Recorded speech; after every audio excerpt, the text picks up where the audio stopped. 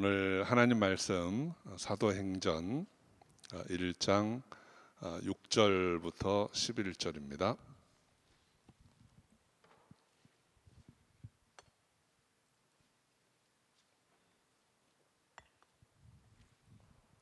사도행전 1장 6절부터 11절 말씀 우리 한 절씩 교독하겠습니다.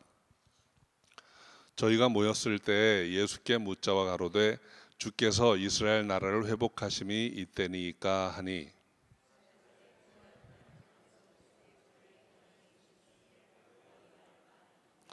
오직 성령이 너희에게 임하시면 너희가 권능을 받고 예루살렘과 온 유대와 사마리아와 땅끝까지 이르러 내 증인이 되리라 하시니라.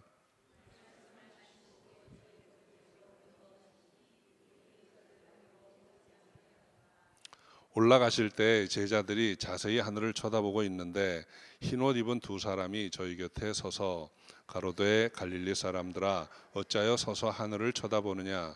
너희 가운데서 하늘로 올리우신 이 예수는 하늘로 가심을 본 그대로 오시리라 하였느니라. 아멘. 기도하겠습니다. 주님 감사합니다. 오늘 복되고 아름다운 날 또 구별하셔서 주님 전에 나와 예배드릴 수 있게 하시니 감사합니다. 우리의 마음을 다해 정성을 다해 주님을 섬기기 원합니다. 우리의 예배를 흠양하옵소서. 받으신 줄 믿사옵고 예수의 이름으로 기도합니다. 아멘. 제가 얼마 전에 그 암살이라는 아주 영화를 보았습니다. 그 일제 시대에 이렇게 독립운동 하던 분들의 이야기를 주제로 해서 만든 영화인데 영화를 보다가 문득 한 가지 생각이 들었습니다. 그 일제 시대에 이제 독립운동을 열심히 목숨 걸고 하는 분들이 있고 또 한쪽에서는 일본에 협력해서 친일파로 살아가는 사람들이 있습니다. 그 사람들이 정말 목숨을 걸고 독립운동을 하거나 또는 일본 편에 이렇게 서거나 했는데 그 중요한 한 문제에 대한 답을 못 얻었기 때문이죠. 그들은 왜 그랬을까요? 목숨 걸고 독립운동하는 사람들 우리나라 해방될 거다라는 확신을 가지고 이렇게는 못 산다, 저항하자 이렇게 해서 생명을 내놓았습니다. 한쪽 사람들은 뭐 일본이 망하겠어? 여기는 계속될 것 같아. 그러니까 차라리 여기에 이쪽 편에 서는 게 편하게 잘 살 것 같아라는 생각을 했겠죠. 그들이 가지고 있는 질문은 해방이 될까? 해방이 된다면 언제 될까? 뭐 그런 문제였을 것입니다. 거기에 대해서 답을 못 얻고 각자 생각한 대로 행동한 거죠. 그날이 과연 언제 올까 하는 질문, 그거는 성경 시대나 지금에나 똑같이 있습니다. 본문의 기록을 우리가 쭉 읽어보면 이스라엘 사람들이 이 당시에 가지고 있던 질문 중에 하나가 로마가 과연 망할까? 우리가 로마의 제국의 압제에서 벗어날 때가 올까? 그런 사람들은 극렬하게 저항하고 자기 믿음을 지켰습니다. 그런데 다른 쪽 편에 있던 사람들, 로마가 망하겠어? 이거는 계속될 거야 라고 생각했던 사람들은 로마의 편에 서서 자신의 삶을 편하게 영위하려고 했겠죠. 조금 더 넓혀서 보면 예수 믿는 우리의 삶에서도 이 질문은 똑같이 있습니다. 주님이 정말 오실까? 하나님 나라가 이 땅에 회복될까? 된다면 그때는 언제일까? 라는 이 질문은 우리가 늘 가지고 있는 질문일 수도 있습니다. 지금 예수님의 제자들은 믿고 따랐던 주님이 십자가에 못 박혀 돌아가시는 것을 보았습니다. 주님이 부활하신 것도 보았습니다. 또 부활하신 주님이 성령 받아야 된다 말씀하시는 걸 들었습니다. 그런데 그 말씀을 들으면서 제자들 마음속에 이때가 회복인가? 회복의 날인가? 하는 생각을 했을 거예요. 제자들은 다 유대인들입니다. 그 유대인들은 예언의 말씀, 선지서의 말씀들을 많이 알고 있습니다. 요엘 선지가 말하기를 성령을 받을 날이 온다는 거예요. 그날에 말일에 하나님께서 하나님의 성신을 부어주시겠다고 했습니다. 그리고 나면 그날이 임할 것이다. 그 말씀 알고 있는데 지금 예수님께서 성령 받으라.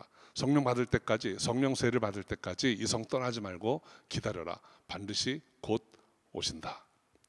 그 말씀을 듣고 마음속에 궁금했던 것을 지금 물어보는 것입니다.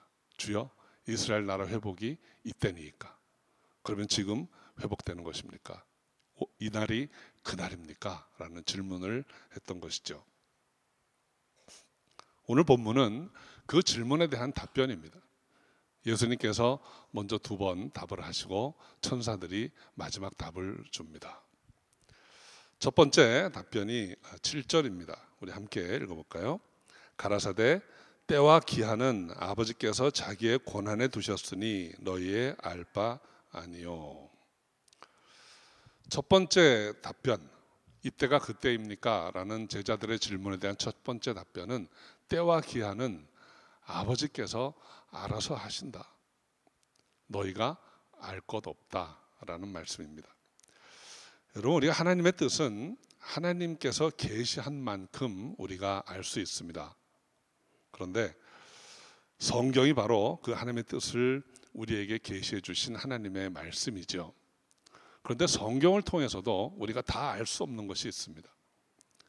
그 때와 기한이라고 하는 것, 때와 기한이라고 하는 것은 하나님께서 우리에게 알려주지 않으시는 때가 훨씬 많습니다. 성경에 보면 성경에 많은 인물들이 이 알 수 없는 때와 기한을 기다렸어요. 야곱은 브엘세바를 떠나면서 언제 돌아온다는 기약이 없었습니다. 하나님께서 또는 아버지가 너 얼마 동안만 가 있어라 이렇게 한 게 아닙니다. 어쩌면 곧 올 수도 있었다라는 생각을 하고 갔겠죠. 그러나 그 때와 기한은 알 수가 없었습니다. 요셉이 구덩이에 던져졌다가 애굽으로 팔려가면서 언제 돌아올 기약이 있었습니까? 나는 언제쯤 돌아갈까 하는 의문을 품었을지도 모릅니다. 그런데 답은 없었습니다. 모세가 바로의 궁을 떠날 때 아마 그 마음속에 한두 달 지나면 잠잠해지겠지, 그러면 돌아올 수 있을까? 라는 생각을 했을지 모릅니다. 그러나 40년이 지나도록 때와 기한을 몰랐습니다. 다윗이 사울의 위협에 쫓겨서 광야로 나갈 때 언제쯤 다시 예루살렘으로 돌아와서 기름 부음 받은 대로 왕이 될까 하는 의문을 품었을 거예요. 그러나 그 때와 기한은 몰랐습니다. 유다가 바벨론에 망해서 포로로 잡혀갔습니다. 근데 그들이 언제쯤 돌아올 수 있을지 기약이 없었을 거예요. 때와 기한은 모릅니다.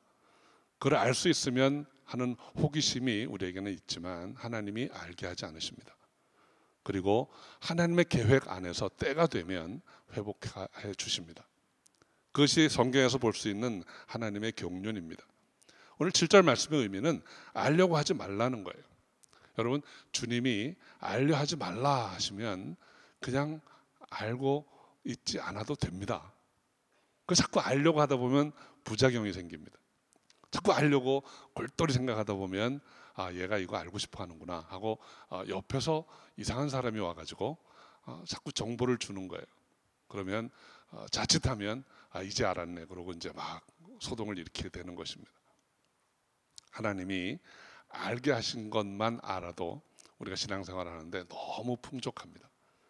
알려 하지 마라, 알려 하지 않는 여러분 되시기 바랍니다. 옆에 계신 분한테 한번 얘기 좀 해주세요. 너무 알려고 하지 마세요. 네.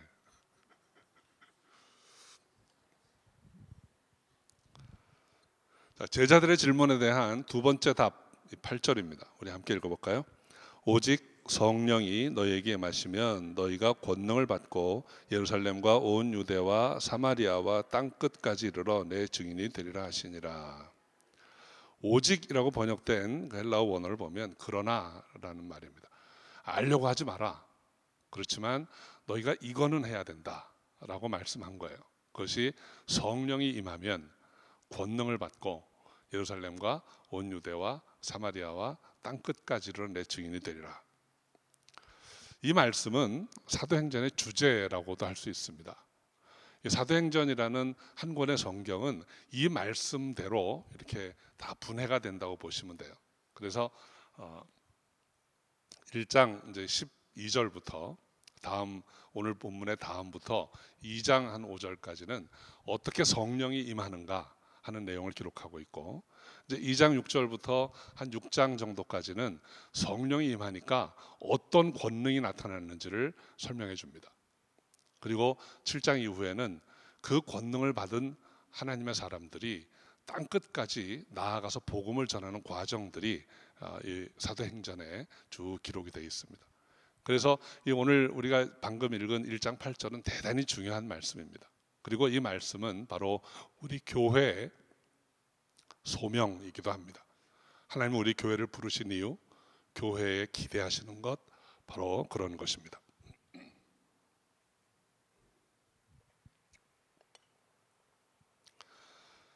주께서 이제 기다리라 하신 성령이 오시면, 다시 말씀드려서 제자들이 성령을 받으면, 성령으로 세례를 받으면 권능이 임할 것이라고 했습니다. 그런데 이 권능이 어떤 것일까요? 그 1장 8절의 문맥을 통해서 보면 그 권능은 증인되는 데 필요한 권능입니다. 그 권능을 받아서 증인되어라 했기 때문에 증인되기 위해서 필요한 권능이에요. 그래서 사도행전의 말씀을 쭉 읽어보면 성령이 임한 다음에 제자들이 어떤 권능을 받아서 어떻게 증인이 되었는가를 알 수 있습니다. 그래서 2장부터 한 7장까지 내용들을 살펴보면 그 권능은 4가지로 모아집니다. 첫째는 말씀의 권능이에요. 오순절에 성령이 임하고 나서 베드로가 성전 앞에서 하나님의 말씀을 선포합니다. 베드로가 어떤 사람이었습니까? 예수님이 붙잡히실 때 도망갔던 사람입니다. 그리고 예수님이 붙잡혀 신문 받으실 때 멀찍이 따라와 보다가 위기에 봉착하니까 나 저 사람 모른다 부인하고 도망갔던 사람입니다. 그런데 오순절에 성령이 임하니까 이 베드로가 말씀을 전하는데 그 말씀을 듣고 3,000명이 마음의 찔림을 받고 회개했다고 했습니다. 유대 지도자들이 그거 못하게 하려고 회방을 했어요. 근데 베드로가 하나님이 내게 하라고 하신 말씀 내가 안 전할 수 없다. 또 전합니다. 이번에는 5,000명이 회심을 합니다. 놀라운 말씀의 권능이 성령이 임하니까 그들에게 주어졌습니다. 성령 임해서 받는 권능의 첫째는 말씀의 권능이에요. 저는 저 여러분에게도 이 말씀의 권능이 임할 수 있기를 바랍니다. 그래서 복음 전할 때 여러분 하나님이 함께 하시면 우리가 그렇게 유창하게 말 잘하는 사람 아니어도 괜찮습니다. 그냥 한마디에 성령의 임재와 권세가 실리는 거예요. 예수 믿으세요. 이 한마디가 뭐 신학적인 많은 설명보다도 성령 충만한 사람의 한마디가 권능이 있는 줄 믿으시기 바랍니다. 두 번째는 치유와 회복의 권능입니다. 사도들이 말씀을 전할 때 병든 자가 치유받고 귀신이 쫓겨나가는 역사들이 있었습니다. 이러한 권능은 말씀을 전할 때 따르는 권능이에요. 그래서 사도 바울이 데살로니가 전서 1장에 보면 우리가 너희에게 복음을 전할 때 말로만 한 것이 아니고 성령과 능력과 큰 확신으로 한 것이다 라고 말합니다. 여러분 하나님의 그 모든 권능은 우리가 그냥 아무 이유 없이 주시는 게 아니에요. 나도 한번 해보고 싶어서 그런 이유로 주시는 게 아닙니다. 복음 전하기 위해서, 생명의 말씀이 전해지기 위해서 표적으로 따르는 것, 이것이 바로 권능입니다. 이 치유와 회복의 권능은 그래서 주의 일을 하려고 하고 복음을 전하려고 하면 누구에게나 임할 수 있는 권능입니다. 그래서 마가복음 16장에 보면 믿는 자에게 이런 표적이 따르리니 라고 말씀하고 있는 것입니다. 이러한 치유와 회복의 권능이 성령으로 말미암아 저와 여러분에게도 임할 수 있기를 주의 이름으로 축원합니다. 세 번째는 교회의 권능이에요. 성령의 권능으로 말미암아서 말씀을 전하고 그 말씀 듣고 교회로 모인 성도들이 능력의 공동체라는 것입니다. 주님이 교회에 관해서 말씀하실 때 마태복음 16장 18절에 보면 이 교회는 음부의 권세가 이기지 못하는 교회라고 했어요. 우리가 예수 믿고 성령으로 말미암아 예수를 주시라고 영접을 하고 모여서 함께 주의를 감당하려고 할 때 이 교회는 세상이 감당치 못하는 능력의 공동체라는 것입니다. 그래서 이 교회가 모든 핍박을 이기고 온 세계로 퍼져나갔습니다. 로마 제국이 교회를 압살하려고 했는데 못했습니다. 로마 제국이 교회를 받아들일 수밖에 없었습니다. 오늘날까지 이 교회가 정말 가로막는 많은 회방하는 세력들을 뚫고 복음을 전하고 있습니다. 지금 이 시간에도 예수 믿는 거 죽인다 하는 그 지역에 가서도 복음을 전하고 있어요. 교회가 능력의 공동체입니다. 저는 우리 교회가 이런 권능 있는 공동체가 될 수 있기를 주의 이름으로 축원합니다. 네 번째는 변화된 삶이 권능입니다. 여러분, 성경은 성령이 임해서 예수 믿고 삶이 달라진 사람의 이야기를 많이 기록하고 있습니다. 그 중에 저는 삭개오라는 인물을 기억합니다. 삭개오가 어떤 사람이었습니까? 돈이 인생의 목표였습니다. 그래서 동족들에게 따돌림 당하고 손가락질 당하면서도 세리장으로 열심히 섬겨서 돈을 많이 벌었어요. 그런데 주님을 만나고 나니까 인생의 목표가 바뀌었습니다. 이제는 그거 위해서 살지 않겠습니다. 내가 가진 거 가난한 사람들 나누겠습니다. 내가 토색한 일이 있으면 4배나 갚겠습니다. 삶이 달라졌습니다. 여러분, 복음을 전할 때 전도자에게 능력이 있어야 됩니다. 표적도 있어야 되고 말씀도 잘 전해야 됩니다. 그런데 그거보다 더 중요한 거는 전도자의 삶이 과연 달라졌는가? 전도자가 예수 믿고 변화된 사람인가? 아니면 말씀은 잘 전하는데 삶은 옛날하고 똑같은가? 사람들은 말로 듣고 회심하는 게 아닙니다. 삶의 변화를 보고 마음에 찔림을 받고 감동을 느끼게 되는 것입니다. 갈라디아서 말씀에 성령의 인도하심을 받으면 육체 소욕을 따르지 않는다 그랬어요. 성령이 임하시면 우리의 삶이 성령의 인도하심을 받아서 경건하고 거룩한 삶으로 변화되는 줄 믿습니다. 그런 권능이 저 여러분에게 있기를 주 이름으로 축원합니다. 성령이 임하시면 권능을 받습니다. 말씀의 권능, 치유와 회복의 권능, 교회의 권능, 그리고 변화된 삶의 권능이에요. 이러한 권능을 받아서 예루살렘과 온 유대와 사마리아와 땅끝까지 이르러 증인이 되리라 했습니다. 그렇다면 이 증인이 되는 일이 과연 구체적으로 어떤 것일까요? 첫째는 예수가 그리스도이심을 전하는 것입니다. 증인의 첫 번째 사명은 진리를 전하는 거예요. 이 증인이라고 번역된 그 헬라어 원어를 보면 마르투스라는 단어입니다. 이 마르투스라는 말은 고대 사회의 법정 용어예요. 증인이라는 용어입니다. 근데 고대 사회나 지금에나 그런 법정에서 증인을 서게 되면 어떻게 합니까? 증인 선서합니다. 내가 만약 위증을 했을 시에는 어떠한 벌이라도 받겠습니다. 근데 고대 사회에서는 내가 누군가를 위해서 증인으로 섰는데 내가 옳다고 믿었던 그것이 거짓으로 판명되면 그 죄수와 함께 죽어야 돼. 그러니까 이 마르투스라는 말은 간단한 말이 아닙니다. 내가 생명을 걸고 증인으로 선다는 거예요. 그래서 영어 단어에 이 마터라는 단어가 있습니다. 스펠링이 마르투스하고 똑같습니다. 어떤 의미입니까? 마터, 순교자입니다. 내가 옳다고 믿는 예수가 그리스도라는 이 진실을 전하는데 이게 틀리면 나 죽어도 좋다는 거예요. 그리고 이 진리이기 때문에 이거 전하고 생명 빼앗겨도 괜찮다는 거죠. 그게 마르투스입니다. 그게 증인입니다. 복음을 전할 때 땅끝까지 가서 이 진리를 전하고, 사도행전에 보면 그것 때문에 옥에 갇히기도 하고 매를 맞기도 하고 죽음의 고비를 여러 번 넘긴 사람들이 있습니다. 그리고 교회가 세워진 초대교회 때는 이 진리를 사수하기 위해서 생명을 내놓은 많은 그리스도인들이 있습니다. 오늘날도 기독교를 전할 수 없는 지역에 들어가서 복음을 전하고 옥에 갇히고 때론 생명을 잃기도 하는 많은 성도들이 있습니다. 저는 우리 모두가 다 생명을 잃기를 원치 않습니다. 그러나 이 진리 앞에서 우리가 타협하지 않고 전할 수 있는 저 여러분 되시기를 주의 이름으로 축원합니다. 두 번째로 증인이 된다고 하는 것은 예수 그리스도처럼 사는 것입니다. 성령이 임해서 권능을 받으면 예수님처럼 살 수 있습니다.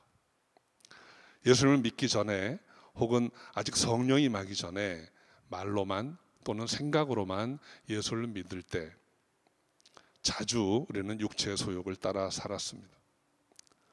그리스도의 말씀대로 살면 손해볼 것 같고 어떻게 그렇게 살아 하는 생각을 여러 번 하면서 지낸 적이 있을 것입니다. 성령이 임하시면 손해보고 따돌림 당할 수도 있지만 예수님 말씀대로 살 수 있습니다. 그것이 진리이니까, 그것이 생명의 도니까 그 가르침대로 사는 것이 증인의 사명인 것입니다. 복음을 전할 때, 증인으로 나아갈 때 그리스도처럼 살 수 있는 저와 여러분 되시기 바랍니다. 그런데 우리에게 참 위로가 되는 말씀이 있어요. 로마서 7장에 보면 사도 바울이 참 곤고하다라는 고백을 합니다. 내 마음은 성령의 소욕을 따라 살기 원하는데 내 육신이 육체의 소욕을 따라서 오늘도 범죄했다라는 거예요. 이 곤고한 이러한 몸에서 나를 구할 자가 과연 누구일까? 여러분 살아가시면서 곤고할 때가 많으십니까? 그게 축복입니다. 내가 그냥 살아가는데 곤고하지 않아 하는 분이 계십니까? 문제입니다. 저는 이 곤고하게 느껴지는 것이 성령이 우리 안에서 탄식하기 때문이라고 생각합니다. 그런데 세월이 가면 갈수록 우리가 믿음 안에서 살아갈수록 이 곤고한 것이 점점 줄어들다가 주 앞에 서는 날은 정말 곤고하지 않은 평안함으로 설 수 있는 여러분 되시기 바랍니다. 그게 성화입니다. 그렇지 않다면 속이는 자입니다. 우리는 늘 육신의 소욕 때문에 곤고하고 갈등하면서 살아갈 수밖에 없다는 거예요. 그렇지만 그런 삶 가운데 점점 그리스도를 닮아가는 저 여러분 되시기를 주의 이름으로 축원합니다. 그리고 이것은 성령으로 말미암아 가능한 일입니다.